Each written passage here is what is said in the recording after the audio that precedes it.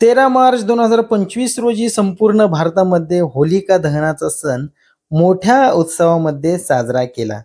होलिका दहन या वाईटावर चांगल्याचा विजय म्हणून साजरा केला जातो आणि जर या दिवशी किंवा या महिन्यामध्ये तुमच्या घरामध्ये मूल जन्माला आले तर तुम्ही त्याला होळी किंवा होलिकाशी संबंधित नावे द्यावे किंवा नावे देऊ शकता.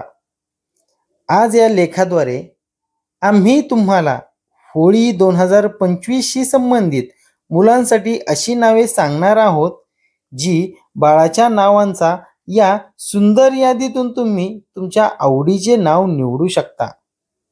चला तर मग कसलाही विलंब न करता पुढे जाऊया आणि होलिका दहनाला जन्मलेल्या मुलांची नावे जाणून घेऊया.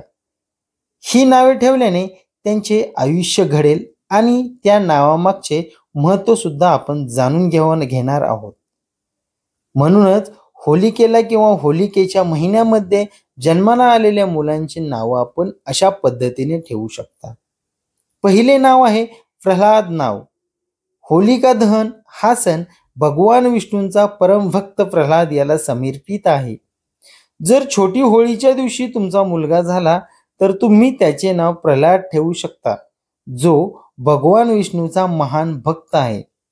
प्रल्हादने अत्यंत कठीण परिस्थितीतही भक्तीचा मार्ग सोडला नाही. सोबतच आपण पुढील नाव पाहणार आहोत. पुढील नाव आहे परदेश किंवा पुनरुज्जीवन. या नावाचा अर्थ विजयशेष. विजयशेष नावाचा अर्थ विजेता किंवा वाईटावर विजय मिळवणारा असा होतो. विजयशेष हे वेगळे नाव आहे आणि तुम्ही तुमच्या बाळासाठी हे नाव निवडू शकता. संजीवन हे नाव देखील अद्वितीय आहे आणि त्याचा अर्थ जीवन देणारा किंवा पुनर्जन्म आणि नवीन जीवनाचे प्रतीक असा होतो. पुढे आहे शौर्य आणि संरक्षण. शौर्य आणि संरक्षण मध्ये नाव आहे शौर्य. शौर्य हे नाव मुलांना खूप आवडते. शौर्य हे नाव शौर्य आणि पराक्रमाचे प्रतीक आहे. या नावाच्या मुलांमध्ये कोणत्याही वाईटाशी लढण्याची ताकद असते. जर आपण रक्षित नावाबद्दल बोललो तर रक्षित या नावाचा अर्थ देवाने संरक्षित किंवा सुरक्षित असा होतो.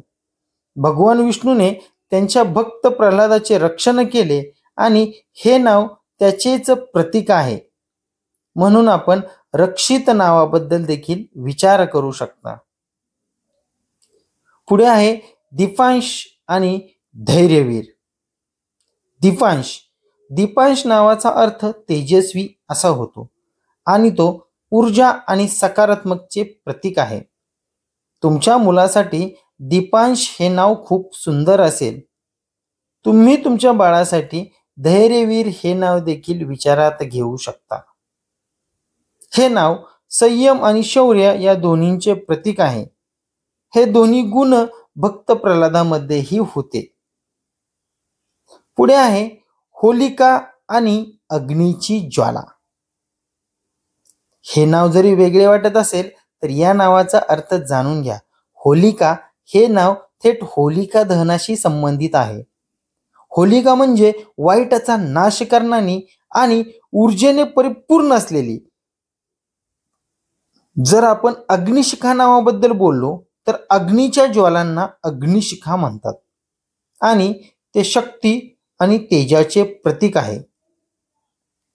सोबतच पुढील नाव आहे संध्या आणि कृतिका. होलिका दहन संध्याकाळी होते म्हणूनच हे नाव या सणाशी जोडले गेलेले आहे. कृतिक हे नाव अग्नितत्वाशी संबंधित एक पवित्र नाव आहे. तुम्ही तुमच्या मुलीला या दोन्हीपैकी नावांपैकी कोणतेही एक नाव देऊ शकता.